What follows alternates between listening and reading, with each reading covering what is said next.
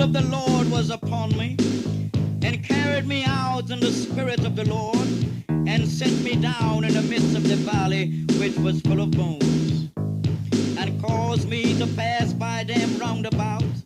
And behold, they were very many in the open valley, and lo, they were very dry. And he said unto me, Son of man, can these bones live? And I answered, O Lord God, thou knowest. Again he said unto me, Prophesy upon these bones, and say unto them, O ye dry bones, hear the word of the Lord.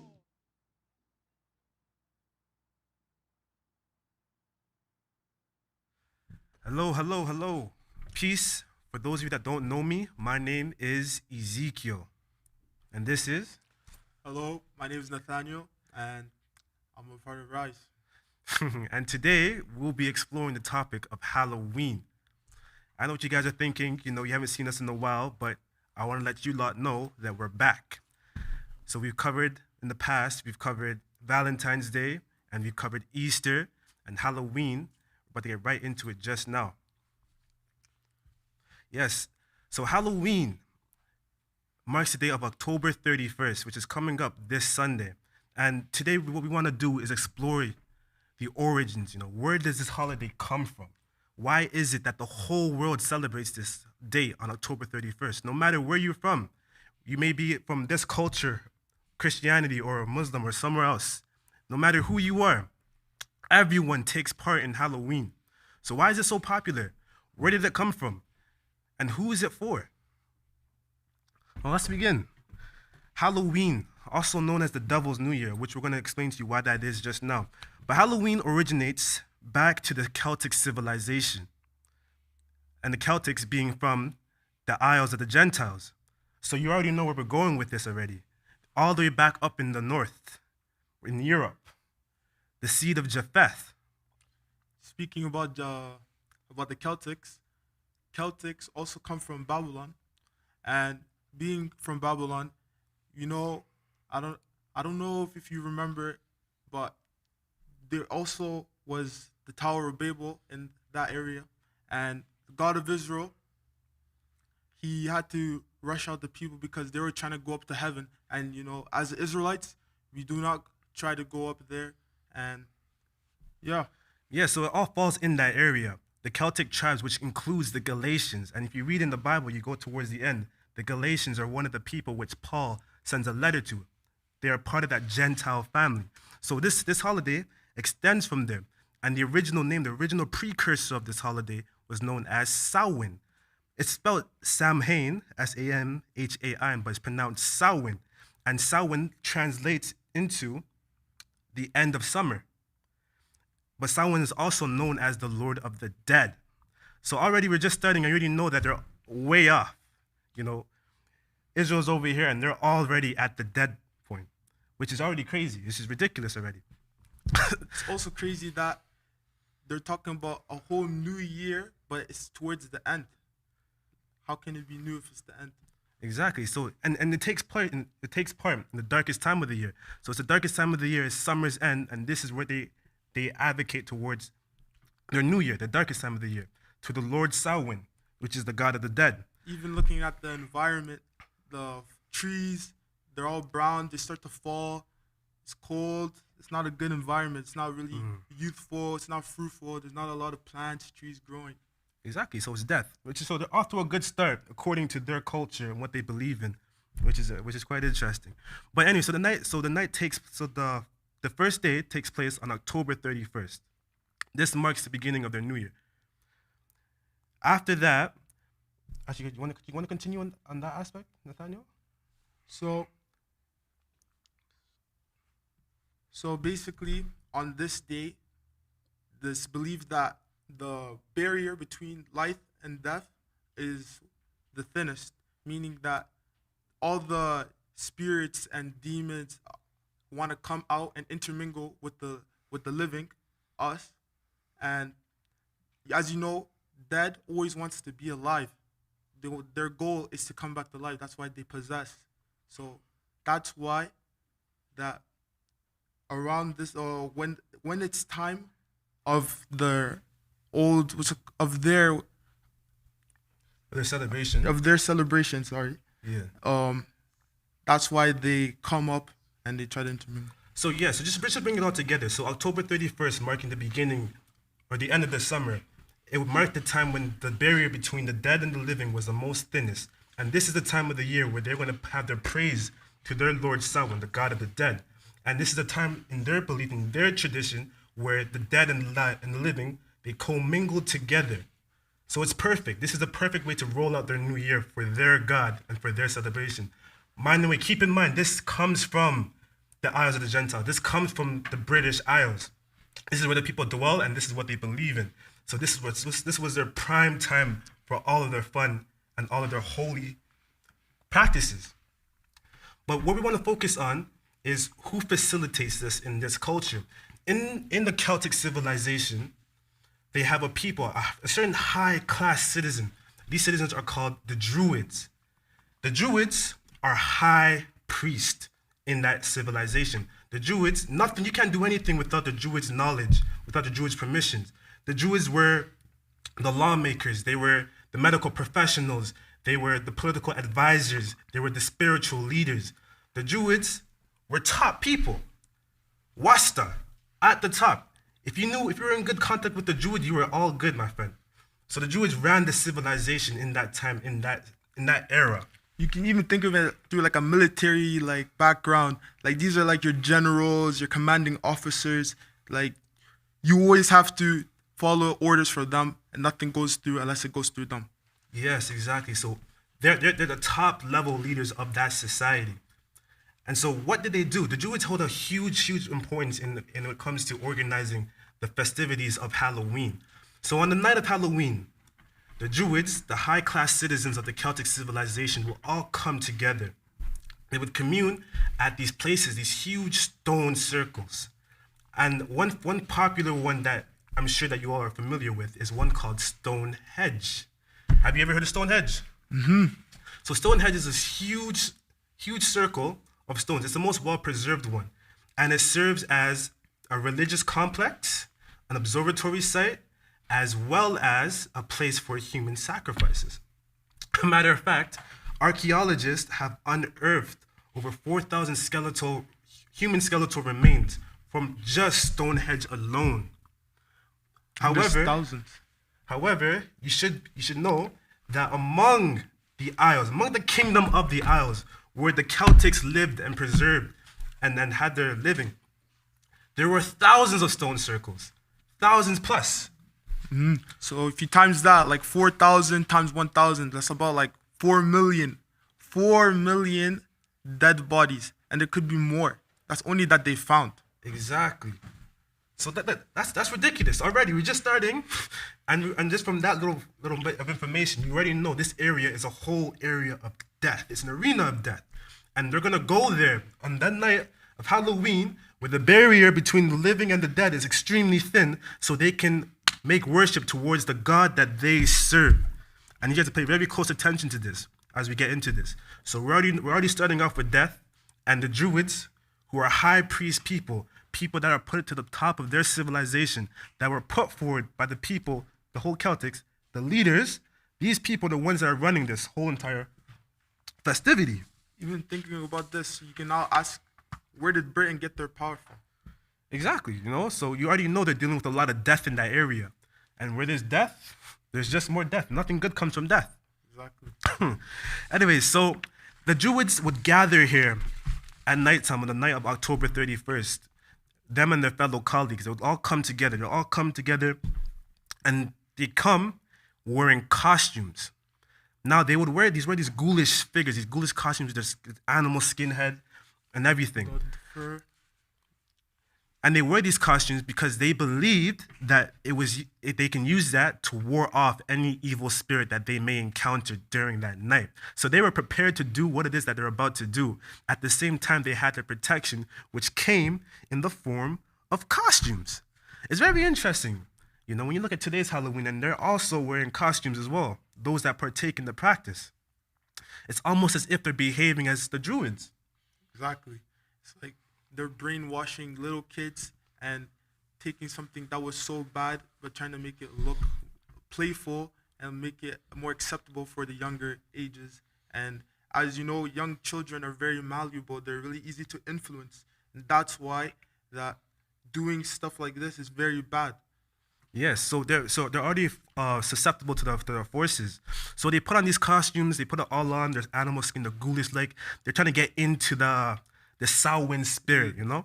Yeah, embrace the Halloween. Embrace the Halloween spirit. This is early stage, by the way, but we'll talk as it develops and grows on. On that same night, at the same circles, they would also take a huge, giant cauldron, this black pot, huge pot. You will see it a lot in those movies and TV series. The same pot that witches use Yeah, to. the witches are staring, always Yeah, staring. yeah. You see it even like in books, always witches come with pots. Yeah, so there's just gigantic pots, and they will fill it up with this acidic-like substance, and they will leave it there to heat underneath the fire so they can boil up and they heat up and everything like that. And then while that's cooking, that's preparing, the Druids would go out throughout all the countryside, and they would gather offerings from the people. These offerings came in all forms. They came in the form of sheeps, goats, and humans. Humans were the best ones. And that's what they were looking for. So they go throughout the countryside, door to door, whether you're a priest, a farmer, a commoner, a merchant, a blacksmith, a tailor. No one had any excuse to be like excused from that process. Everybody was fair game. Your Exactly. children, your cats, everyone was fair game. Yes, exactly. And they would go from door to door, knocking and asking for offerings.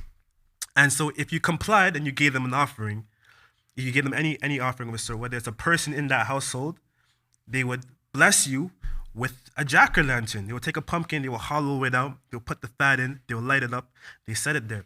That jack-o'-lantern was there to symbolize, it's supposed to be like a protecting charm, to symbolize to stop all the evil from entering that area, to ward off all the evil. However, if you didn't, they will curse you. And according to legend, within 3 days, someone in that household would die. So already, this is a terrible holiday already. It already cast down fear around to everyone down the whole entire streets in the cities, because if the Druid comes to your door, you know someone is dying. You know you're losing something. And if you fail to comply, that's it, you're done for. But if you do comply, either way, you're still going to lose.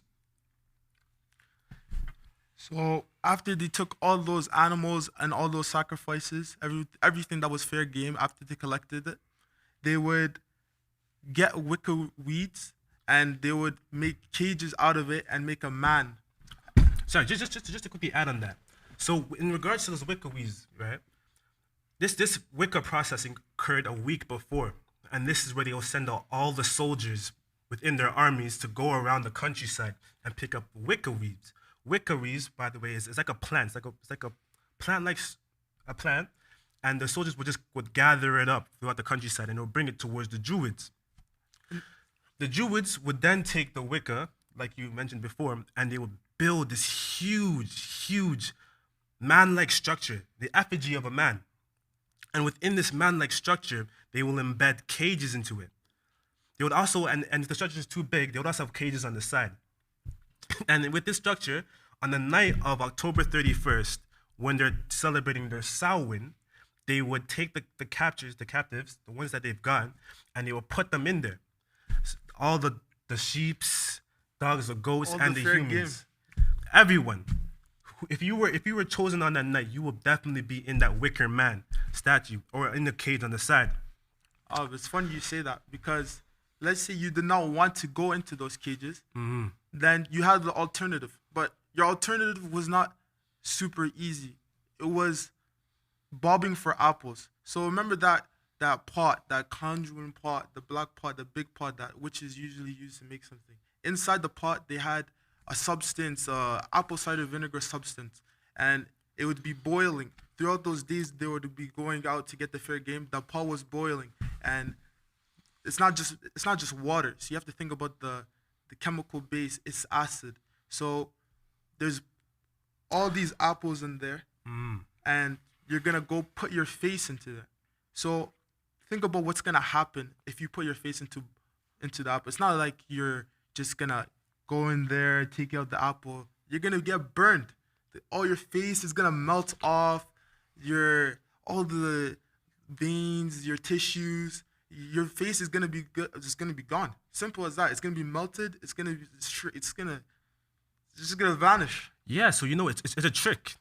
You think you're winning, but you're actually losing. They tell you, listen, we'll give you a chance. Don't worry, I know you're here and it sucks because your parents chose you to be the sacrifice for tonight. However, I got you. And like he explained, all you have to do is just bob an apple from that cauldron over there. Most people would take that choice because, it's your chance to live. Who wouldn't take that choice? And so some of the captives would get that opportunity to go there and they would line them all up and everyone would have a chance. So they put their apples into the boiling pot. Mind you, water reaches a temperature of 212 degrees Fahrenheit for you Americans and 100 degrees Celsius for you, anyone else that's not American, But the point being, that's very, very hot. And they throw the apples in there. And if they throw the apples in there, it's gonna and get they say, mushy. just take one, if you take it, you get to go. This is a terrible deal because either way, you're going to lose. If you go and you do decide to bob for the apple, like he mentioned, you do decide to put your face in the hot pot of water and grab the apple with your teeth. The hot liquid, because it's not water, it's an acidic substance, so it's corrosive by nature, will destroy and eat at the flesh. The membrane in your eyes and your tissue will just all peel apart. The integrity of your skin will just fall. You're not leaving that. You're not gonna normally. look the same. Exactly. Like, if Ezekiel, let's put this to context. No, don't put my name in there. Let's say let's say person James. Exactly. Okay, So guy James, we're to go bob his head into this pot. He won't look like James no more. He's gonna look like a guy named Richard. Exactly. James went to Richard. Richard. But exactly, a huge change in the game. Huge change because once you do that, your face is literally gonna melt off. It's gonna melt off. And so if you get that apple, you get to leave. Your life is spared, but you're now facially challenged. And no more dates anymore. No more dates. No one's gonna like you. Exactly. You're gonna be prejudged. People are gonna stay away from you. They're not gonna want to interact with you. They're gonna think what happened, and that's just the way humans are. They're gonna be prejudge you, and you're just gonna look there. So pretty much, you're leaving with your life on veteran difficulty now. Your choice, once you got chosen, you're either gonna die or your life difficulty is gonna increase if you get out of it alive. For those that leave and do bob for the apples, they get away, but their life difficulty has just increased because their image is no longer the same. They look like the evil goblins that they're trying to ward off at night. And who's to say that they can't get chosen next year? Exactly, that too. They could just end up and just get 10 times worse. Exactly. Their household may say, you know what, you took him last year, just finish off the job. You never know. But that being said, once that process carries through and you fail, you will be sent right back into the cage. And what would happen is the Druids would light the wicker man, that huge statue, I won't say statue, but that effigy of a person made of wicker. They would light it up and then let it burn. And this was the beginning of the original bonfire. But do keep in mind, the original bonfire was actually called bonfire because after they lit up the wicker man and the cages with all the people, after they burned all of those sacrifices that was given by the people of the Celtic civilization, all that was left was just bones. And so that's how you have your bonfire. The bonfire that's pervasive, and that's why all of those circles, all of those Stonehenge circles, those religious complexes, that's why underneath them you have over 4,000 skeletal remains, because those are all sacrificed, and it was all burnt sacrifices. They passed their children through the fire. It's funny you say that, because like me as a young man in this world, I thought that a bonfire was just innocent. You're there, interacting with your friends, whoever is there with you. You're trying to make good socializing, and it turns out to be that it comes from a very, very evil beginnings. Exactly. You have every right to feel that kind of way. Me too. Like you, growing up, let's have a bonfire. Come on, guys, let's go have a bonfire. Let's roast some marshmallows on a bonfire. And I was always down to do that. But yeah, bonfire comes from bonefire, and bonefire was the substance of Samhain in the Celtic civilization in the north, in the Isles of the Gentiles. That's what they were doing in their backyard. And this is like a perfect example of something evil being brainwashed, manipulated to be transformed into something that's not as harmful, something way light, less of a deal. Exactly. So look, we've already started this. We already know Halloween is there. The barrier between the living and the dead has thinned, so now we're all commingling together. We're now taking sacrifices across the whole countryside. Bobbing We're for wearing apples. masks and costumes so we can look like the evils that we're trying to ward away. But just to go back to that point with the masks, and something I wanted to bring up, which is very interesting. In social psychology, there's a phenomenon called de-individuation. This occurs when you're either in a large group, such as a mob, or when you wear a mask. De-individuation is the phenomenon where someone loses their self of awareness. So just think about it. When the Druids wear their mask and their costumes, they're losing all sense of self, opening themselves up to the very evil that they're trying to play with that night of. Ultimately, they behave and act like the evil that they're trying to get away with, because they're trying to assimilate into that so that the evil wouldn't attack them, which is a crazy phenomenon. But you can also research all about it. But whenever you're in a group or you're wearing a mask or you're wearing a mask in a group of people, you lose your sense of self, and you behave in a way where it does not represent you as an individual. Your spirit is being moved. What spirit is moving you? We're about to find out. But your spirit is being moved. So pay close attention. So keep that in mind. That's very important for tonight's lesson. That one example, but keep that in mind. But yeah, let's continue though. So let's talk about trick or treat. There was a belief/notion amongst the people within the Celtic civilization that if they were to put out little food offerings, such as milks and cookies and cream, all that great stuff, out for the demons, that the demons would leave them alone, and they would reciprocate that and so leave them alone. However, if you didn't, then the demons would play a trick on you, whether it's making you sick or killing you. It was one of those two alternatives that you've had to do. So that's where the origin of trick or treat came from. However, Halloween is such a complex tradition because of how long it survived. There are other elements that you would find throughout the history, originating from different parts of the Isles about the tradition. So there was that one aspect of it. But there was also aspects of children going around asking for cakes and cookies so that they can pray for the dead, the fallen in people's households. So they would go, can I have a cookie, can I have a tree, and I'll pray for your loved ones that have died. And that's also you get that trick-or-treat aspect of it as well. But either way, the whole origin of trick-or-treat is either you gain or lose something because of the whole aspect of enticing the demons and giving away food. And it wasn't just the Jews that also wore the costumes that went around house to house. It was also members of the civilization later on as the tradition became more prominent amongst that area of people.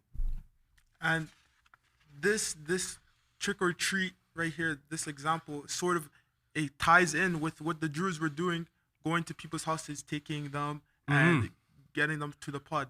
It wasn't really exactly trick-or-treat. It was more so participate or get tormented. Exactly, pretty much.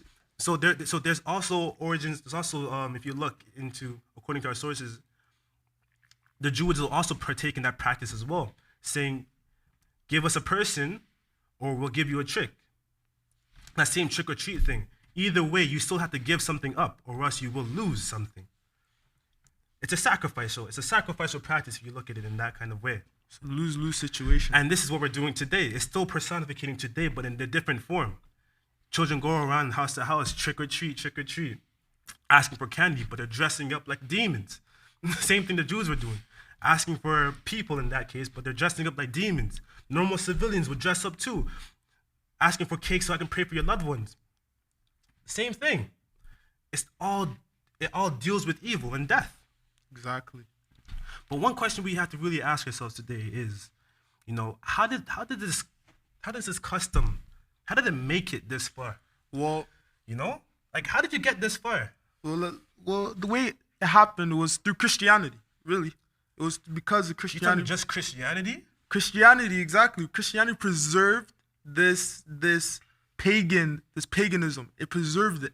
So Pope Gregory the First was the living authority during the time when the Roman Catholic Church was moving forward with the domination in the name of the God. You know what? Yeah, I'm actually not surprised. Christianity is always at the source of these things, and I like where you're going with this. So we're starting with Pope Gregory the First, and I already see it coming because with the other videos that we made regarding Valentine's Day, the same thing with Easter, we started to see a pattern, and the pattern is Christianity is always rebranding and re-imaging things. It's very political. Yeah, they take something bad and they recycle it, try to make it better, more child friendly.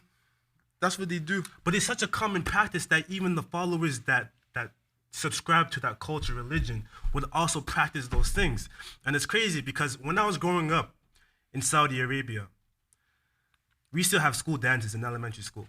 So at the beginning of the year, we'd have like opening school dance, back to school dance. End of the year, we have end of the school year dance. Throughout the middle of the year, you have like some kind of just a random school dance. Yeah. But they would also have their dances designated towards their holidays.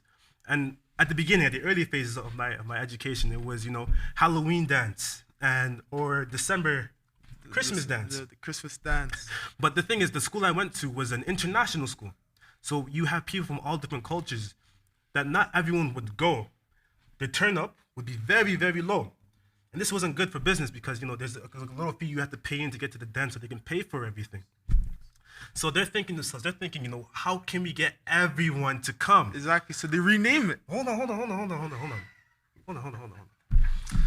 How can we get everyone to come? You change my punchline, man. But yeah, that's what they did. They renamed it. So slowly over the years, Halloween dance became autumn dance. And so I remember one time I really wanted to go. My friends, I have some real good friends. Some of them were just real hardcore Muslims and others that were deep in their Christianity and other friends that were Buddhists. They all wanted to go. He's like, Zeke, come with us. I can't go. He's like, don't worry. It's not Halloween this time. It's the autumn dance. And then it's like, yeah? No way, really? All right, don't worry. Let me go ask my mom. Hey, mom, my school is having a dance. Can I go? My mom is like, no. I'm like, why not? Because it's happening on October 31st. Exactly. It's autumn dance. Now my mom's like, no, it's going to be Halloween dance. You can't go. And I never really understood it. And I was so angry at Mom, my friends are going. They're Muslim. They don't celebrate this stuff. They know what's going on. The teachers told me it was an autumn dance. Why can't I go? Mom was like, no, you're not going. If you ask me again, you're going to get beat. So I was cut off. I couldn't say anything else, I didn't want to get beat. So I went up to my friends and I told them, listen, man, I want to go, but I can't go. So let me know how it goes. So they all went off. They did their thing. Keep in mind, not all of them are Christians. Some of them hardcore Muslims. Others hardcore Buddhist, Hindus, atheists, all sorts of backgrounds and beliefs and philosophical. Yeah, they're all going to the same convention. All different. So a few days later, I get the feedback. How was it, guys? How was it? It was great. Yeah, man. I'm like, yeah, what happened? Like everyone had costumes and everything like that. We were all dressed up. They were selling nice, good food. There was also an apple bombing. I've never done it before, but it actually felt nice. Yeah? Wow. Because that whole entire time, my mom was correct about the whole thing. Although they said it's something different, the actions that they're doing at the party was still placated towards Halloween. So all the customs are still there. There was a bunch of candy for them to take and everything.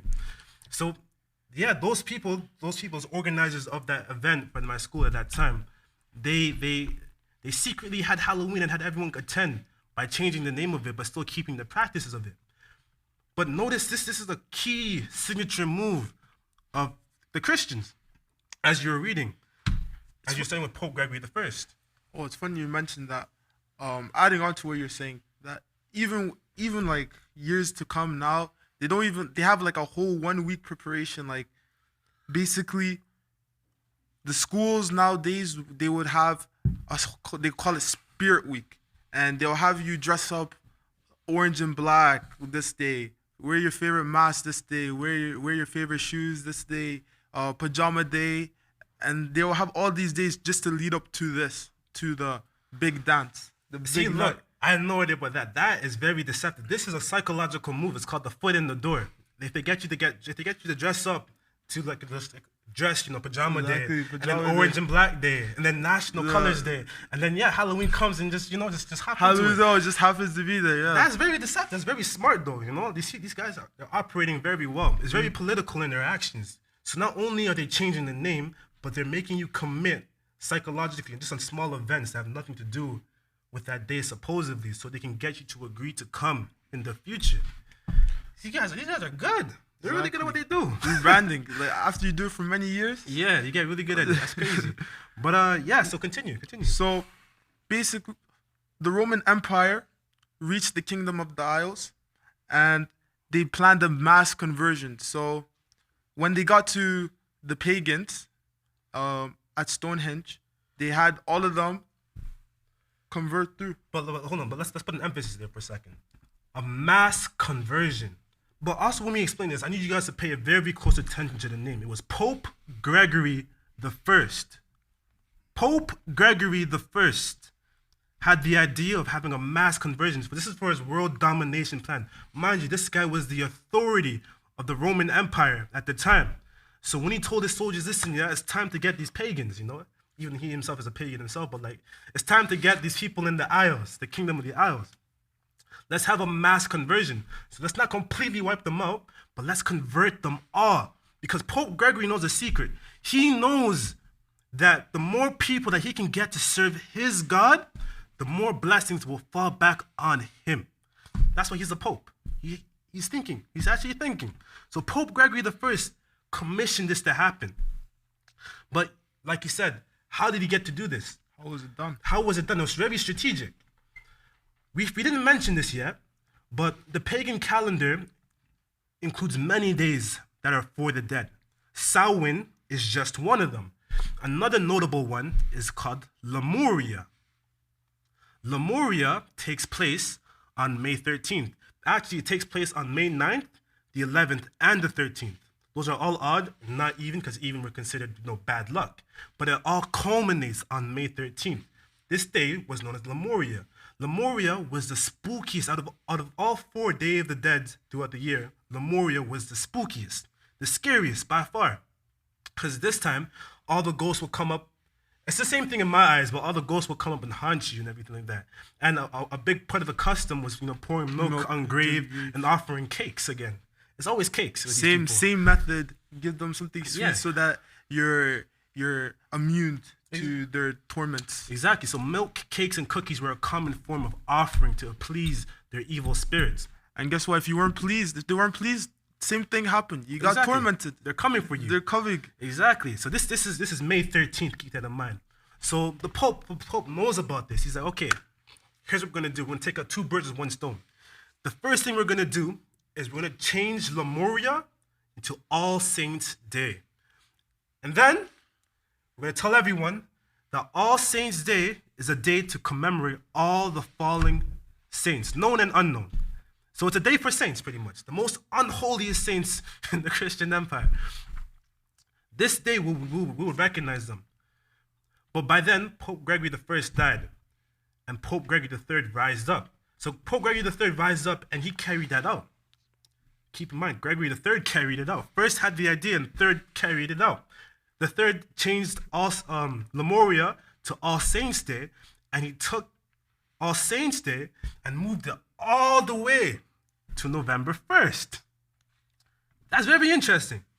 Pope Gregory I had the idea, and Pope Gregory III carried it off. Interesting. Pay close attention to that. So here we are, November 1st, which is now All Saints Day. But saints, in their language, somehow translates to Hallows Day. So you have All Hallows Day. All Hallows Day, that means the night before, could then be called All Hallows Evening. But that sounds way too long, don't you agree? Exactly. Way too long. We need to shorten the name. Exactly. You know what I'm saying? So let's call it All Hallows Eve. So All Hallows Eve will be October 31st, and All Hallows Day will be November 1st. But All Hallows Eve is still kind of long, still, you know? Yeah, screw the all, let's just call it Halloween. Exactly. And that's the birth of it. Halloween was made through the movement of All Saints Day to November 1st.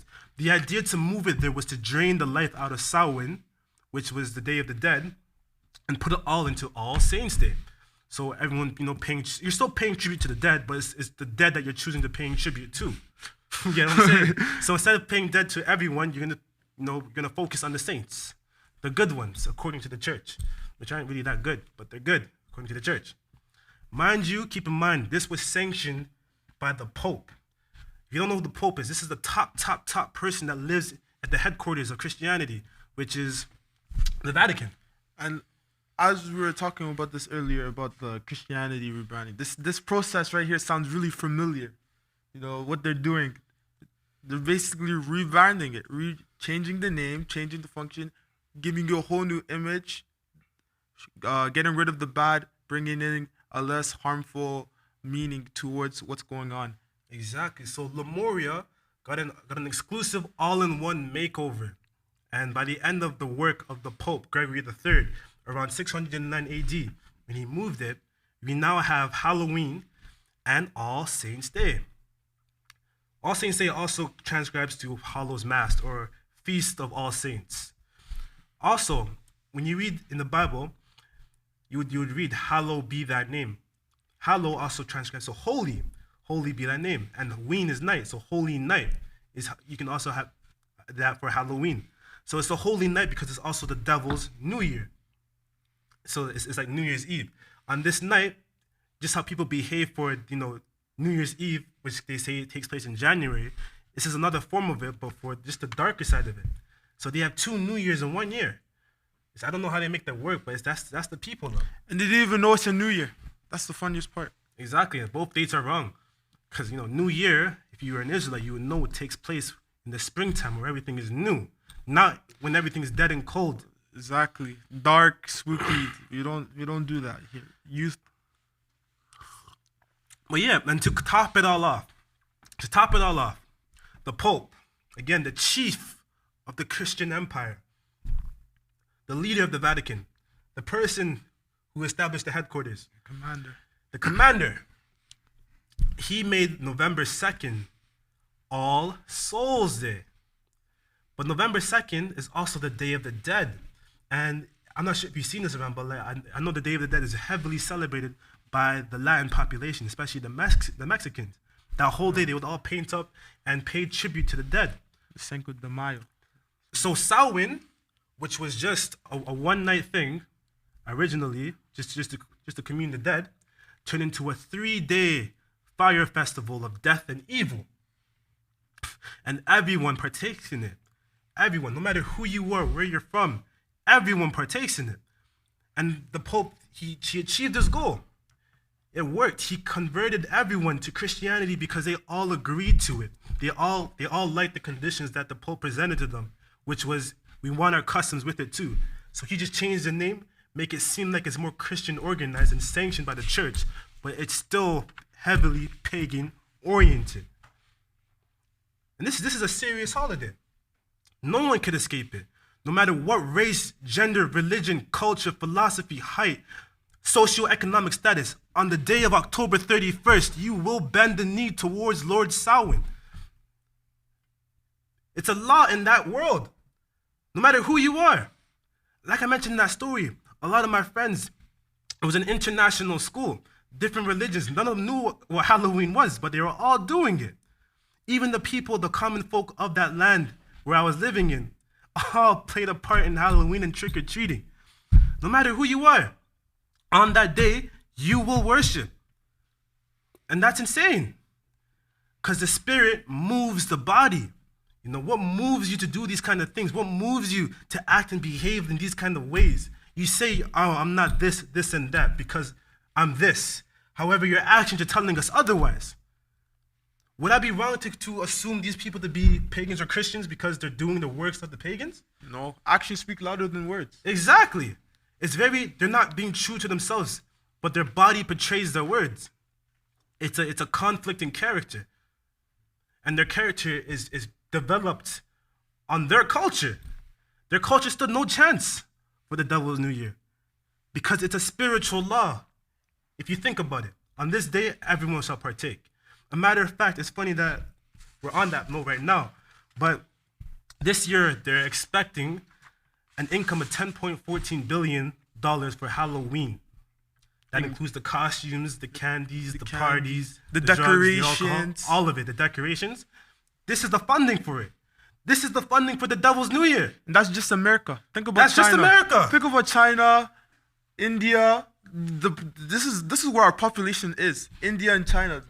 Billions of them are there. Take it in. Hold on. $10.4 billion. And I can't get a single 15 cents for my birthday. You know what I'm saying? This is ridiculous. This is for the Devil's New Year. And everyone acknowledges it. No matter who you are. Like I said, no matter what place. This is just America alone. But it's not the biggest population. They claim that they're not Christians. They're Muslims. But they're still taking part in a Christian event. You know what you can do with 10.14 billion dollars? You know what you can do with that? Start a whole 6 companies. You can create a clan, all right, and you'll be good for generations. And they're doing it all to celebrate one day, or 3 days in this case, all for one person. He's not even on your side. This is insane. But you know, one thing I do want to mention, because I did say it's a law, and everyone has to do it in this person's kingdom. Everyone has to do it. You know, last week, I'm not sure if you saw the video, but it was called Fallen Angels on Saturday. And you learned about the red dragon, and has crowns on each of his heads, each crown representing a kingdom. And then you also learn from other multiple videos where we always reference that story when Satan took Jesus up to the mountaintop and Satan showed Jesus his kingdoms. And here today we're reading about one of his primary spiritual laws, that everyone on October 31st in his kingdom shall pay tribute to him by celebrating and commemorating Halloween with $10.14 billion. This is a huge celebration. Just America. That was just America. My Just bad. My America. apologies. Just America. That's what we're talking about here. This is ridiculous. That's a lot of money.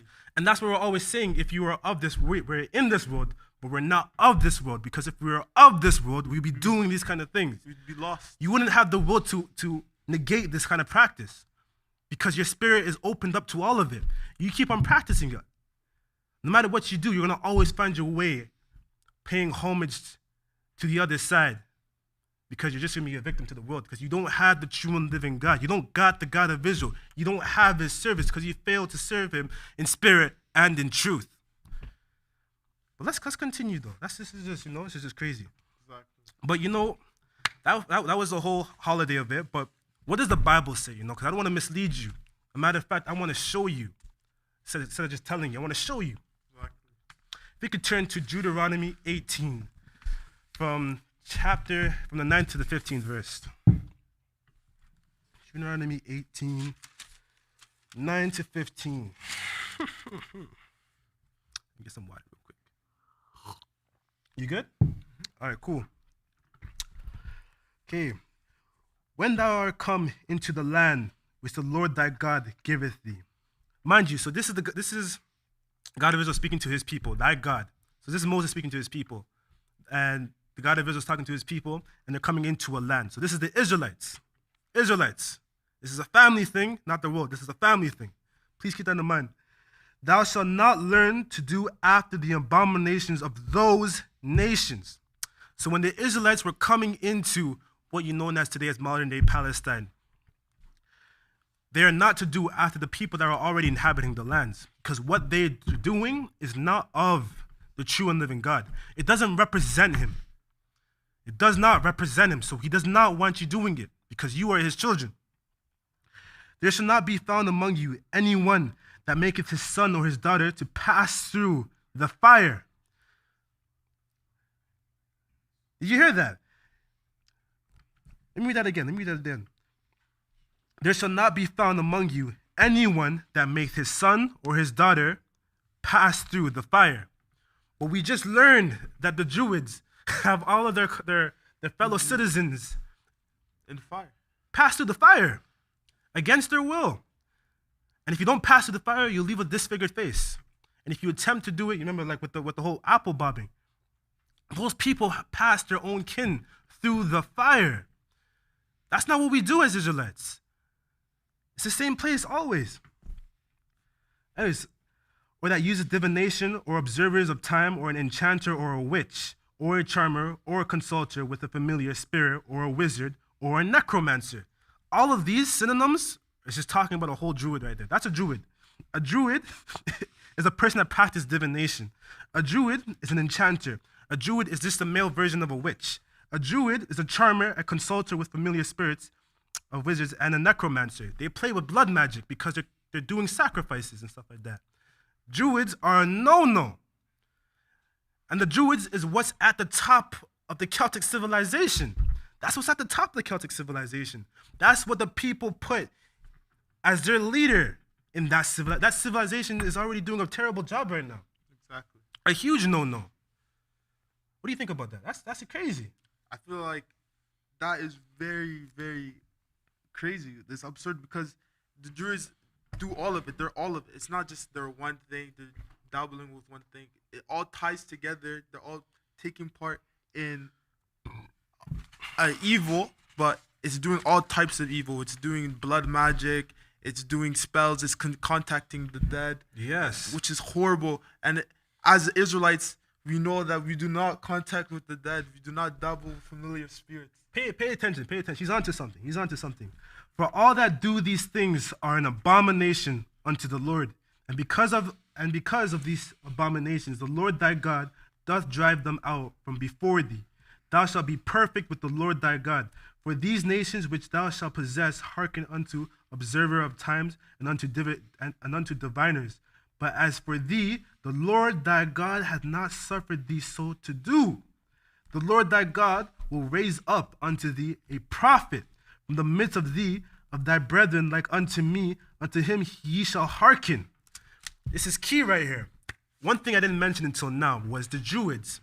They did all of their prophecies during October 31st, on the darkest hour of Samhain.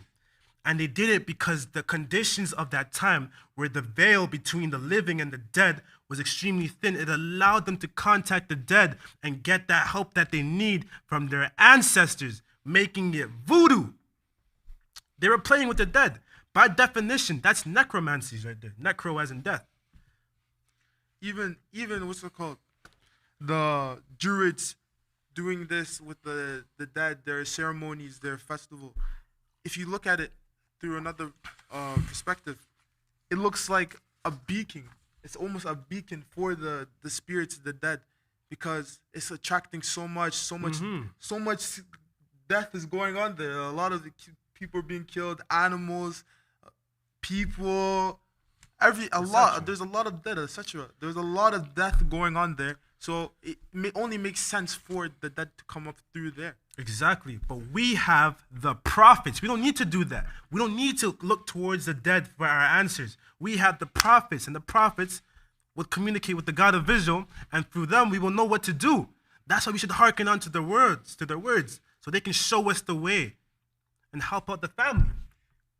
It's very important. We don't have to go towards these high-end evil things. We don't have to pass our children through the fire. We don't have to do these blood sacrifices. We don't have to give these little cakes and cookies and put them on the dead and be filthy and dirty in the graveyard amongst all those evil spirits.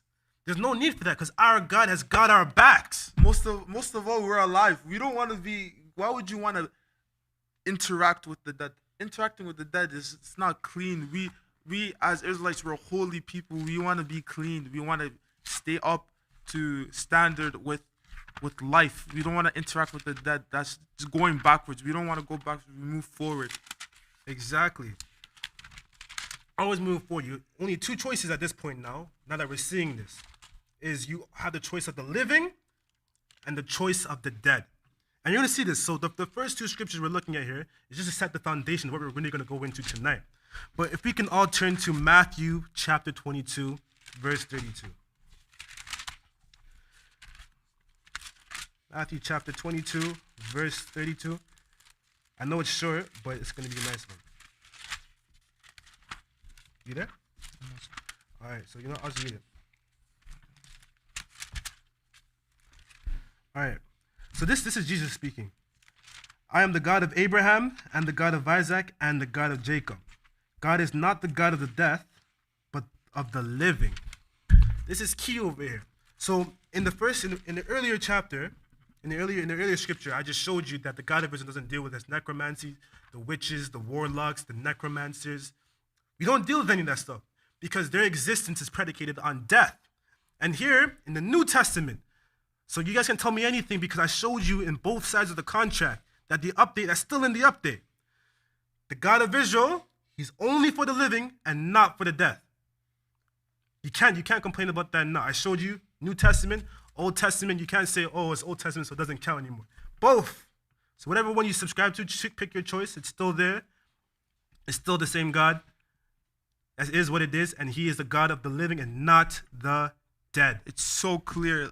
It's just right there. It's so clear. You can't miss it. Like, so everything that we do as Israelites, because we follow the God of Abraham, Isaac, and Jacob, is always living oriented. also keep in mind that there's like no indecisiveness, so you can't be in the middle. You can't do both. You have to do one or the other. Exactly. You can only have one master, not two. But anyway, so if you guys can all turn to Exodus chapter 17 from the 8th verse. So this is just like to set the foundation of what we're going to talk about. Exodus chapter 17 from the 18th verse.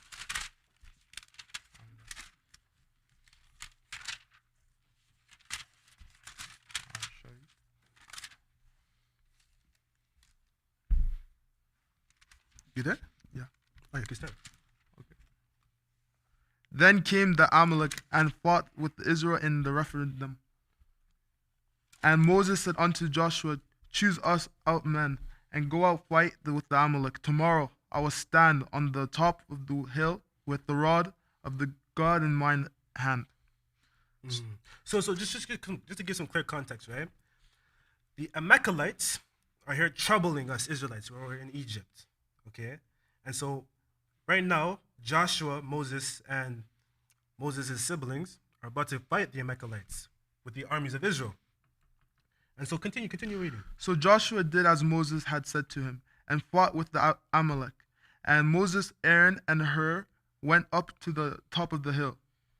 And it came to pass, with Moses held up his hand, that Israel prevailed. And when he let down his hand on the Amalek, prevailed. Okay, so stop right there for a second. So just for you guys to know what's going on. So while Joshua is doing the physical battle, Moses is providing support spiritually. So when he raises his hands toward the heaven, Israel was prevailing. We were winning. However, when he raises his hands down, Amalek starts to win. So right now it's looking as if everything's on Moses right now. Moses has to hold his hand and to receive the strength that he needs for his people so that Joshua can win and prevail and the Israelites can continue about their business. But Moses' hands were heavy, and they took a stone and put it under him, and he sat thereon. And Aaron and Hur stayed up his hands, and the one on the one side and the one on the other side. And his hands were steady until the going down of the sun. And Joshua discomfited the Amalek and his people with the edge of the sword. And the Lord said unto Moses, write for this a memorial in a book, and rehearse it the ears of Joshua, for I will usually put up the remembrance of the Amalek from here under heaven. And Moses built an altar and called the name of Jehovah Nissi, for he said, because of the Lord has sworn that the Lord will have war with Amalek from generation to generation. So just real quick. So the Amalekites troubled the Israelites. Moses supported Joshua throughout the battle by having his hands towards the heaven for a long time. So the sun fell down. That's a long, long time, by the way. Imagine holding your hands up for that many hours. Ridiculous. And so to the point where his brother, Aaron, and sister Hur, brought boulders so he could put his arm to rest while he does it. But the God of Israel told you, let this be a memorial unto the people, letting them know that Amalek, that we're going to come back for you, Amalek. So right now you're good for now, but we'll revisit this later. So he saved it right now. And this is the story we're going to go into today. We're going to talk about what happened to the Amalekites and the kingdoms of Israel. If you guys could turn to 1 Samuel chapter 15. This is where it really... So just keep that in mind, that incident just now.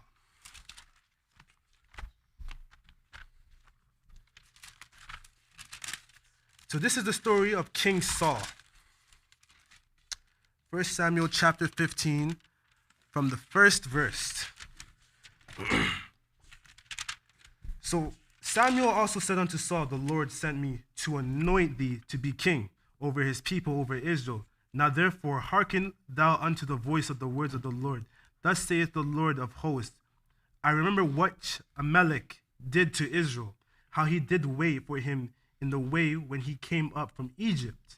So you see where we're at right now. You see how I just touched on Exodus, what happened, what the Amalekites did. So now we're going to revisit this situation. Now go and smite Amalek and utterly destroy all that they have and spare them not, but slay both man and women, in flat and suckling, ox and sheep, camel and ass. No mercy. Exactly. He's saying, go and slaughter them. His words are go and slaughter, go destroy them. So, Amalekites. Therefore, he should do nothing else if it's direct orders. He has to be obedient in this situation. Exactly. So no mercy. So you mess with us, you're gonna pay the price for doing that. They thought they were good, but no, they're not good. They're about to realize what they've done, who they messed with. And Saul gathered the people together and numbered them in Telem, 200,000 footmen and 10,000 men of Judah. And Saul came to a city of the Amalekites and laid wait into the valley. And Saul said unto the knights, Go, depart, get you down from among the Amalekites. Let I destroy you with them. For ye showed kindness to all the children of Israel when they came up out of Egypt. So the Kenites departed from among the Amalekites, and Saul smote the Amalekites. So he spared one of the people, but he still wanted the Amalekites. So he was focused on the task at hand. So we think.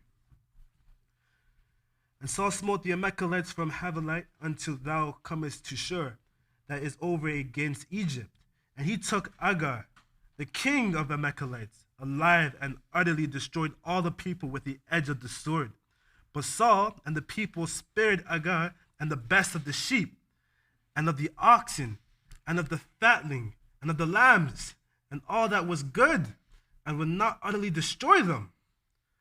This is not good. So he was instructed to destroy them, everyone, everything, decimate them, eviscerate them off the planet of the earth. But some reason Saul decided to keep the king and all the other sheep, all the other farm animals. Let's see what happens next. But everything that was vile and refused, that they destroyed utterly. Then came the word of the Lord unto Samuel, saying, It repenteth me that I have set up Saul to be king, for he is turned back from following me, and hath not performed my commandments. And it grieved Samuel, and he cried unto the Lord all night.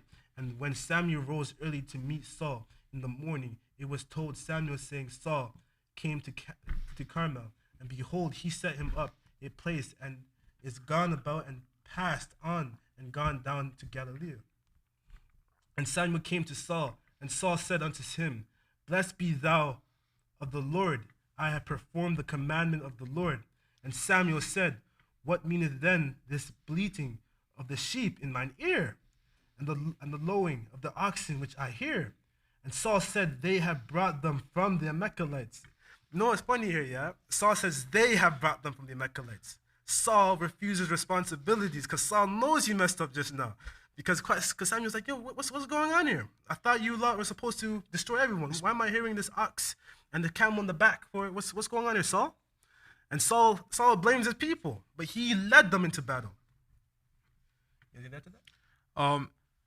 Adding on to that, actually through my own experience. So in my old school, I went to a military school, and I was a platoon IC and sometimes a barracks IC. And whenever I had a direct order from my company commander, my captain, and he said, Nathaniel, go take these students to the weight room, and this one cannot come. And he leaves, and reports come back in the next night saying that, oh, how come this kid ended up there? You're in charge. How did you? He literally says, explain to me how did he end up there? How did he end up in the gym?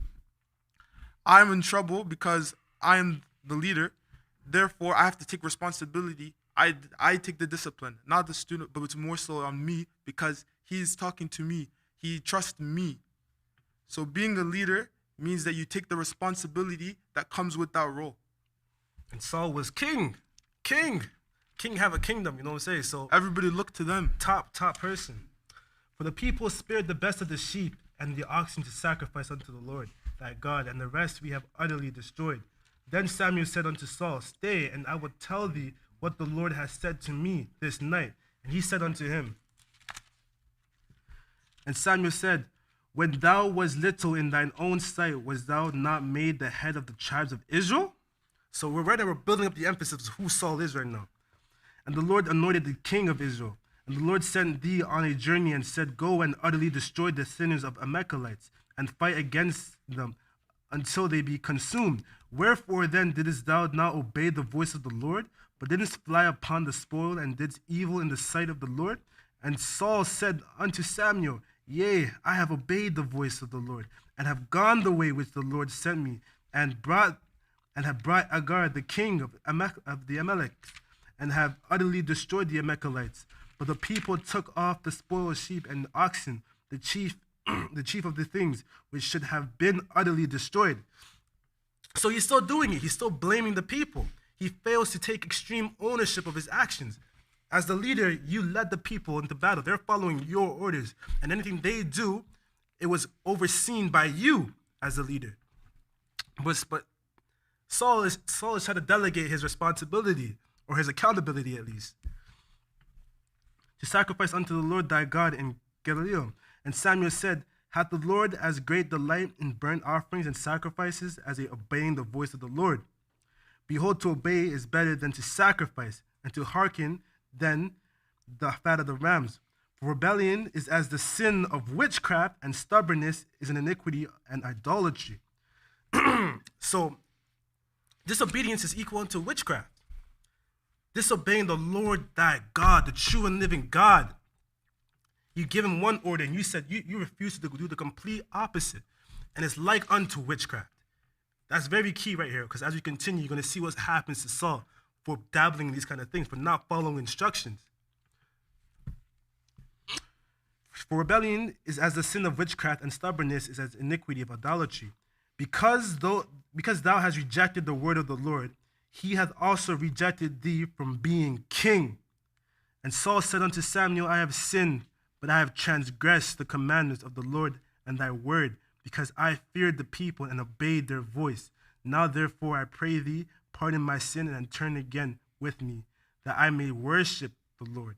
And Samuel said unto Saul, I will not return with thee, for thou hast rejected the word of the Lord, and the Lord has rejected thee from being king over Israel. So just long story short, Saul messed up. All right, Saul messed up. You can't be this high and disobeying orders like that. It's completely unacceptable. In the military, if you are a general and you're giving orders from the colonel, you have to follow those orders, because you are responsible for a whole platoon of individuals. They're relying on you, and the chain of command continues to fall downwards. You have a high degree of power, but you're also responsible for the people that serve you. Failure to follow orders could lead to death. But even worse, the death of the whole platoon. And if the whole platoon dies, then the mission can't be carried out. If the mission can't be carried out, then it's a fail for everyone. Orders are important, and everyone has to follow their orders. In the military, if you don't do your orders, if you fail to execute the orders properly, then you can either be court-martialed or killed, especially in the middle of battle. So Paul failed. Big F, because he didn't do what he was supposed to do. Saul, my bad. Saul failed. My bad. Paul saw. But yeah, Saul failed because he failed to do what he was supposed to do. He failed to take on the orders. Even as an Israelite boy, like growing up in this nation, we were always taught to respect our parents, always taught to follow instructions. It's one of the first things you learn as a young man, as a young girl. You are taught to follow instructions. Exactly. And you see what happens. Actions have consequences. Mm-hmm. Yeah, exactly, because the alternative could be fatal if you don't follow the orders from those that are there to govern and lead you. Orders are very important. Saul lost the crown. He lost it all. Where was I? Yes. So Samuel said unto Saul, I will not return with thee, and thou hast rejected the word of the Lord, and the Lord hath rejected thee from being king over Israel. And as Samuel turned about to go away, he laid hold upon the skirt of his mantle, and he rent. And Samuel said unto him, The Lord hath rent the kingdom of Israel from thee this day, and hath given it to thy neighbor of thy neighbor of thine that is better than thou. And also the strength of Israel will not lie nor repent, for he is not a man that he should repent. Then he said, I have sinned, yet honor me now, I pray thee, before the elders of my people, and before Israel I turn again with me, that I may worship thee, the Lord thy God. So Samuel turned again after Saul, and Saul worshipped the Lord. Then said Samuel, Bring ye hither to me Agag and the king of the Amalekites. So Samuel said, Bring me the king. Now, and Agag came up to him delicately. So Agag was like, all right, coming up there delicately, looking all smooth and safe, like a little sheep. And then Agag said, Surely the bitterness of defeat is past. And Samuel said, As thy sword hath made women childless, so shall thy mother be childless, and among women. And Samuel hewed Agag in pieces before the Lord in Gilgal. I never saw that coming, Someone like Samuel, because Samuel's a prophet. You wouldn't think prophets would do those kind of things. But Samuel hewed him down, chopped him down to bits and pieces, because everyone must be utterly destroyed.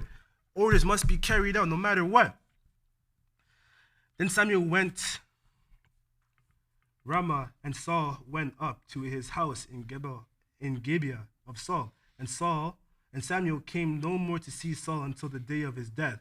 Nevertheless, Samuel mourned for Saul, and the Lord repented that he had made Saul king over Israel. So the point of that story is just to see the situation that Saul is in. Saul was made king. He had power. He was given instructions to defeat the Amalekites, because the Amalekites messed with the Israelites in the time when we were coming out of Egypt. Okay, so they had to pay for what they've done. And this was the time to do so. And so he was given instructions from the true and living God to go utterly destroy the Amalekites, eviscerate them from the planet of the earth. None shall be living. No man, woman, child, dog, cat, I don't care who, eliminate them all. Saul failed to do that. As a consequence, Saul lost everything. He no longer has a kingdom anymore. He's no longer the king. He lost Samuel as a support and everything, and Samuel finished up the job, which no one saw coming. This is key right here. So in his lowest time, so right now Saul is in his lowest time. Well, let's see what Saul does next, which is key right here. If you can turn to 1 Samuel chapter 28.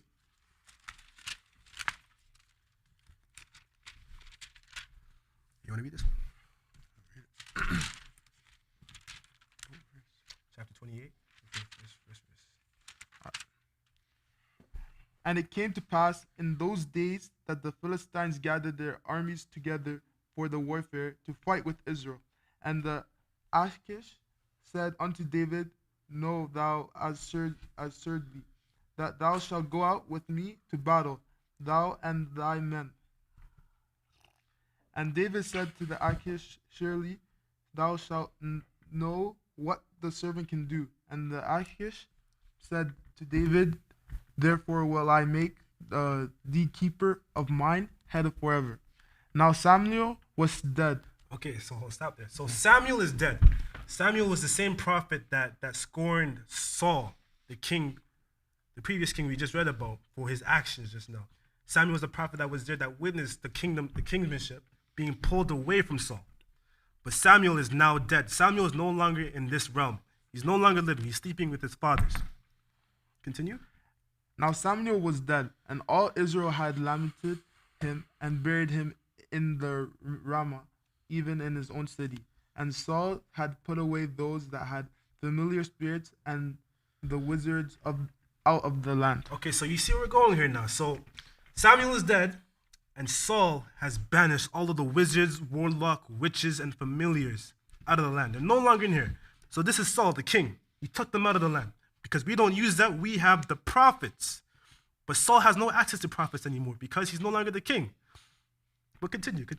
And the Philistines gathered themselves together, and they came and pitched in Shunem, and Saul gathered all Israel together, and they pitched in the Gilboa. And when Saul saw the host of the Philistines, he was afraid, and his heart greatly trembled. And when Saul inquired of the Lord answered him, not neither by a dream, nor Urim, nor the prophets. Okay, yeah, exactly. So Saul, he's not in that position anymore. Saul, because of Saul's action, where he was before with the God of Israel has lowered. He lost the privilege of talking to the God of Israel. He lost the privilege of having the word with the prophets. He's not of that caliber anymore because he failed to carry out his duties. He failed to take orders and commandments. Which one was that? And this is a result of the consequences. 7. Yes, 7. Then said Saul unto his servants, seek me a woman that hath the familiar spirit, that I may go to her and inquire of her. And his servants said to him, behold. Hold on. Okay, so look, he's messing up.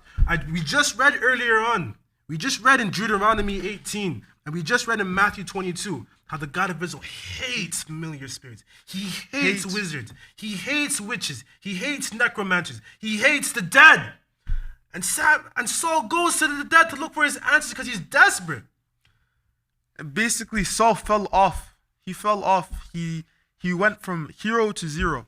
Exactly. Like, he lost it already. He's lost his mind. He lost the plot. You're out here, you're rolling with the true and living God, and you're going to go to the dead?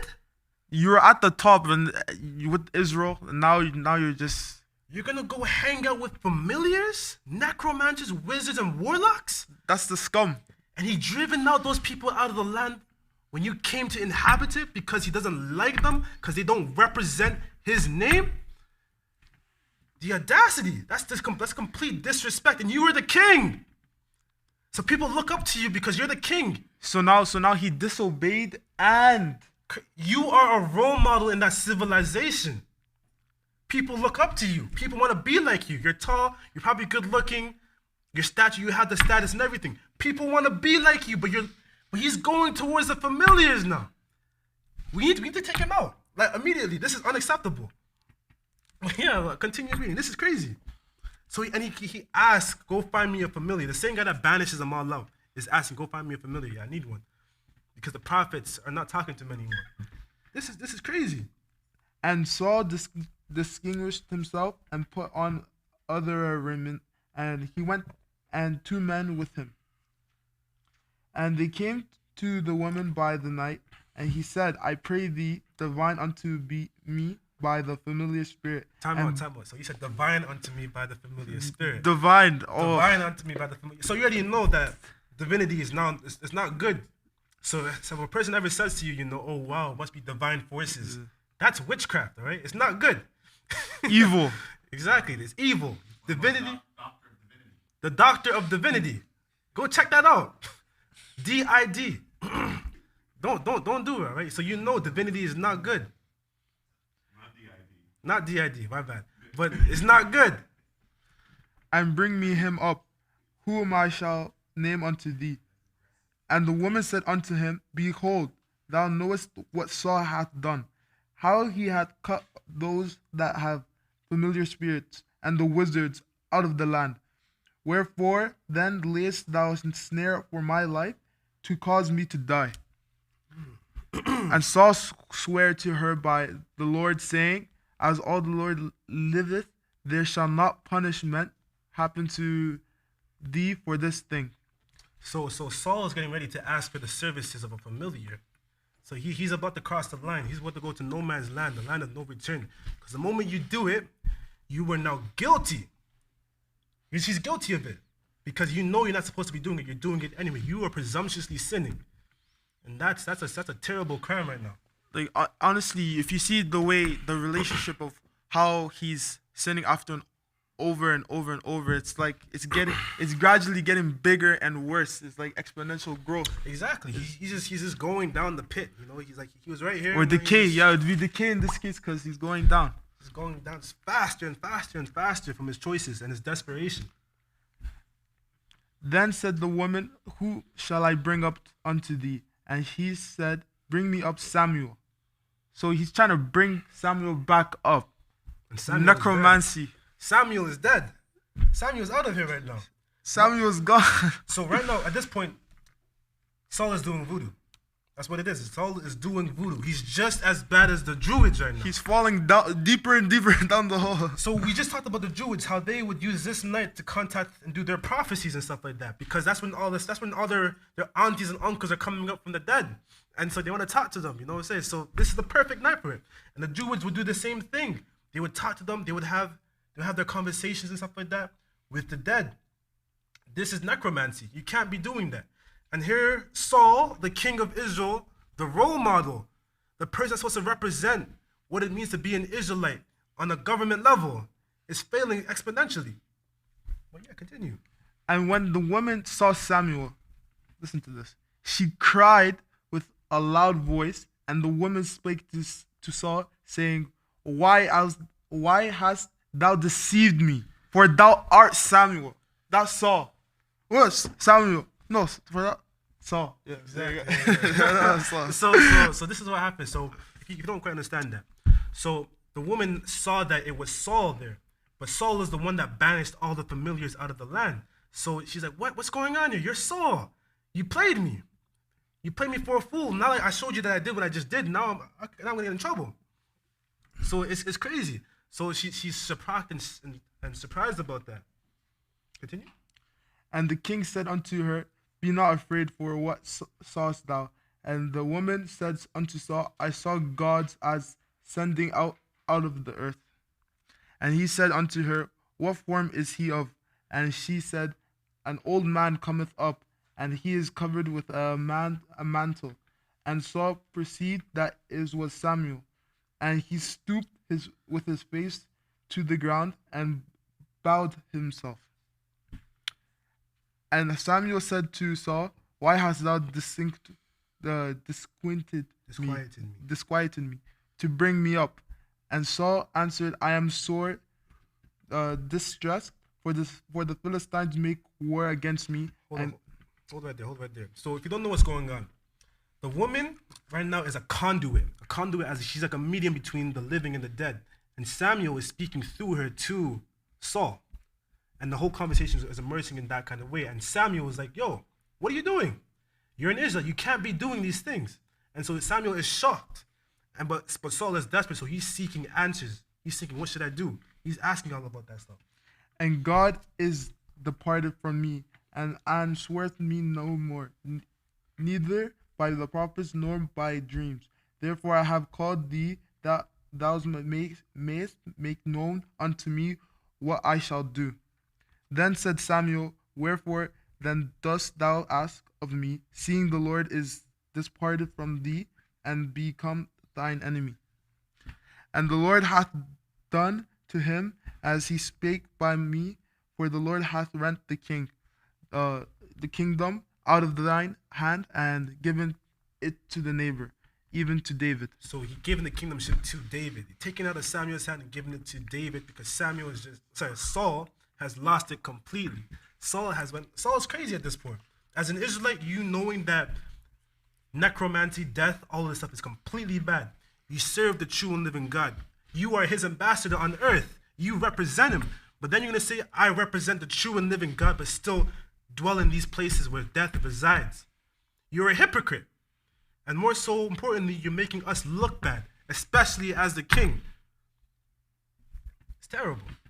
Because thou obeyest not the voice of the Lord, nor excusest his fierce wrath upon the Amalek. Therefore hath the Lord done this thing unto thee this day. Moreover, the Lord will also deliver Israel with thee into the hand of the Philistines. And tomorrow shalt thou and thy sons be with me. The Lord also shall deliver the host of Israel into the hand of the Philistines. Then Saul fell straightway all along on the earth, and was sore afraid because of the words of Samuel. And there was no strength in him, for he had eaten no bread all the day, nor all the night. So at this point, ladies and gentlemen, brethren, Saul has failed the assignment. Saul miserably failed the assignment. He was chosen as king. He was given orders, take out the Amalekites for what they did in the past, so we came back to revisit this issue. Saul kind of did the job, but he failed the instruction, but he thinks in his head he kind of did the job. Did a poor job, and then now that he lost the kingship, he got even more desperate, went to the familiars, and the result of this, he lost everything. We don't deal with divinity. We don't deal with the dead. The dead should be nowhere near you as an Israelite, because the God that you are trying to serve, the God of Abraham, the God of Isaac, and the God of Jacob, that's not in his subscription plan. That's not in your subscription plan. That was not in the contract. As a matter of fact, it told you in the contract that we don't like this, don't do it, but you're going to do it anyway. You have compromised the contract. And as a result, you'll be punished because you agreed to the terms and conditions. And what makes it worse is that Saul was so high up, and he's aware of what he was doing. And when you're aware of what you're doing, it makes it even worse, because now you're doing it. Now your conscience is aware, because that's your first judge, and doing it, that means you're 100% in your mind, you're in your head, you're 100% with it, and that just makes it 10 times worse, because it's not like he's not knowing what he's doing. He knows what he's doing, and when you know it, it makes it worse. Crazy. Anyways, and the woman came unto Saul and saw that he was sore troubled, and said unto him, Behold, thine handmaid hath obeyed thy voice, and I have put my life in my hand, and have hearkened unto thy words which thou speakest unto me. Now therefore I pray thee, hearken thou also unto the voice of thine handmaid, and let me set a morsel of bread before thee, and eat, that thou mayest have strength when thou goest on thy way. But he refused and said, I will not eat. But his servants, together with the woman, compelled him, and he hearkened unto their voice. So he arose from the earth and sat upon the bed. And the woman had a fat calf of the house, and she hasted and killed it, and took flour and kneaded it, and did bake unleavened bread thereof. And she brought it before Saul and before his servants, and they did eat. Then they rose up and went away that night. Yes, so Saul was playing in divinity. Saul failed, and he continued to do all these bad things afterwards. But we also talked about how the Druids and everything a part of Christmas, which all deals with the dead, is not for us as Israelites. You have to really understand that. Death and Israel don't mix. Because again, we are the light unto this world. We had to set the example. We had to set the standards of what things should be like, how they should be like according in this household. And you see there with Saul, someone who was very high, who fell very low because of the things that he did, because of the spirits and stuff that he was entertaining. It's a sad story, but the rules are the rules. They're there for a reason, to protect you as you walk this path as an Israelite. But before we wrap up, because we're running out of time here, I want to bring us to our last scripture, which really boils everything together. We go to Psalms 23. And I know a lot of us always read Psalms 23, but not very often we take the time to really break it down to see, what is it that you're saying when you're saying that prayer. Psalms 23. So let's just take it down and break it slowly. The Lord is my shepherd, I shall not want. A shepherd is someone that leads the flock. In the Bible, it describes the children of Israel like hair like sheep bulls, like we are the sheep, and we follow the shepherd. Because the shepherd will take good care of his sheep. The shepherd will take good care of his flock. The shepherd knows what their sheep needs. They will feed them, care for them, provide them with the water, keep them safe at all time. And as a result, there's a nice mutual interest between the two. The sheep would follow the shepherd because the sheep have trust in the shepherd. He maketh me lie down in green pastures. He leadeth me beside the still water. He restoreth my soul. That's the God of Israel. The God of Israel restoreth your soul because he knows what's best for you. He would feed you with the best of things, the best of foods, spiritual food, food that will keep you quenched forever. Only if you're in the position to do so. Only if you have the ears to hear and the eyes to see, to take it all in. He leadeth me on the path of righteousness for his name's sake. And this is the key part right here. He leads me on the path of righteousness for his name's sake. And like we mentioned before, Saul being who he is, the top person, You can't, not anyone could just be an Israelite. It takes discipline to be an Israelite. You can't just be dwelling in doing things that the world is doing, because you compromise your vessel. You compromise your body when you take part in the customs of the world. We have our culture for a reason. We have all of our holy days, all of our spiritual practice for a reason. That's to protect us from the evils of this world. We have our tabernacles to fill it up before entering into the dark times of the year. The dark times of the year is when the other side is most active. It's a complete 180 from us. We have most of our holidays and holy days in the time when there's most light, but they do it when it's most dark. So it's pure evil. So you have to be able to strengthen your inner sides to prepare for the battle that awaits you, because all the forces are coming to you at this time of the year. Starting with the Devil's New Year, which is Halloween. The Devil's New Year, Halloween, where everyone, no matter who you are, no matter where you come from, everyone takes part in it with their actions. They may say, oh, it's okay, it's just a party. But no, it's a Halloween party. There's costumes everywhere. It's very sneaky and deceitful, but it's still happening. You can't escape it. But when you have the Lord God of Abraham, Isaac, and Jacob on your side, you can overcome anything, no matter what it is, because you are prepared to do so. And that's why I'm happy to be an Israelite, because it's discipline. Not everyone can do it. It's exclusive, not inclusive. We don't want everyone and anyone. We just want those that are ready to put their lives on the line and to be the best Israelite they can possibly be. Those who are soldiers that are ready to take orders for the living God of Israel, not for the God of the dead. Because everyone could do that. Anyone could do that. But very few can be an Israelite. So that's what you really have to think about this right now. You know, are you trying to be like the rest of the world and take part in the hedonistic pleasures of all of their holidays that are all focused around death, fire, and more death? Or are you trying to level up and be with the living crew?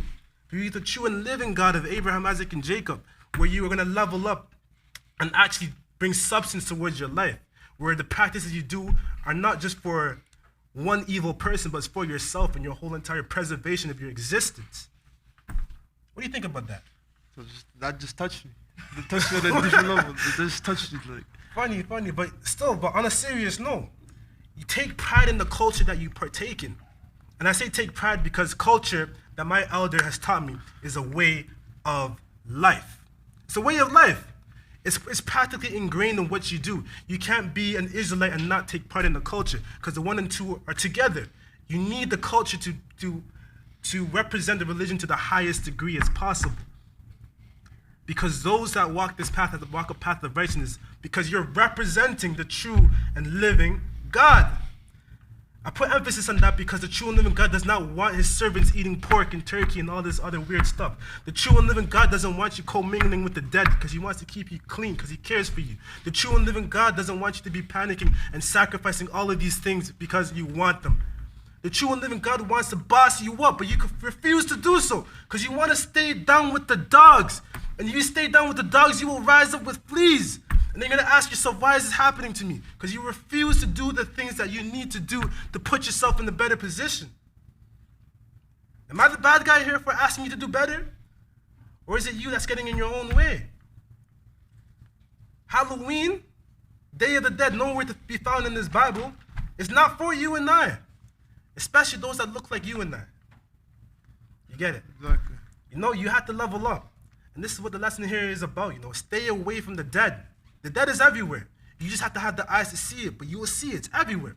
Everyone uses it because it's a source of power.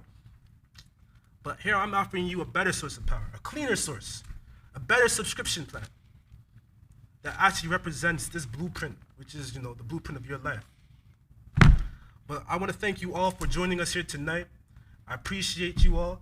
Thank you for tuning in, for supporting the Israelite Nation Worldwide Ministries. We really do appreciate you taking the time out of your day to actually see what it is that we're teaching here. But I do actually, wish you guys to take a look at what it is that you're practicing and doing. Don't just do things for the sake of doing them, but start with why. Start with why. I started with why for Halloween, and I found a whole bunch of stuff. And so I'm not sure about you. However, I want to stay far, far away from this holiday. But once again, thank you all for joining. Please like, share, subscribe, donate, and we'll see you when we'll see you. Take care and have a great night. Rise. Yeah, rise, isn't it?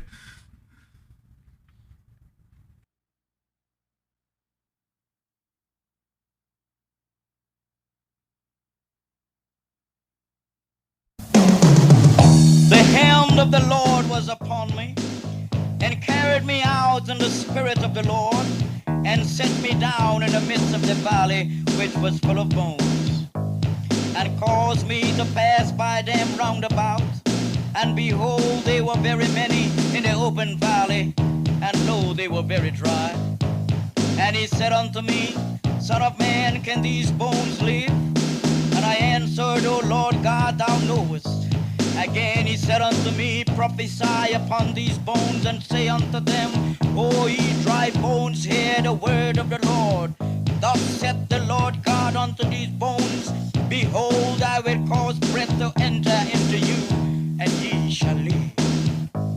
And I will lay sinews upon you, and will bring up flesh upon you, and cover you with skin, and put breath in you, and ye shall live. And ye shall know that I am the Lord.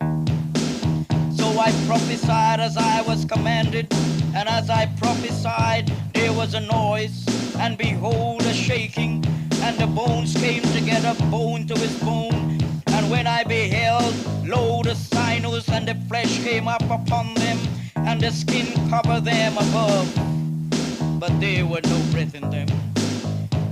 Then said he unto me, Prophesy unto the wind, prophesy, Son of man, and say to the wind, Thus saith the Lord God, Come from the four winds, O breath, and breathe upon these slain, that they may live. So I prophesied as he commanded me, and the breath came unto them, and they lived, and stood up upon their feet, an exceeding great army. Then he said unto me, Son of man, these bones are the whole house of Israel.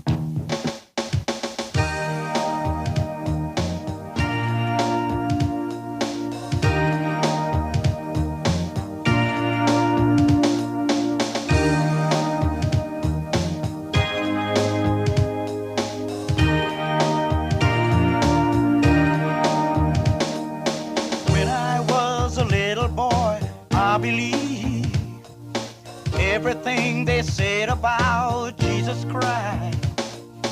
How this holy man was lily white, had long blonde hair and pretty blue eyes. But now I know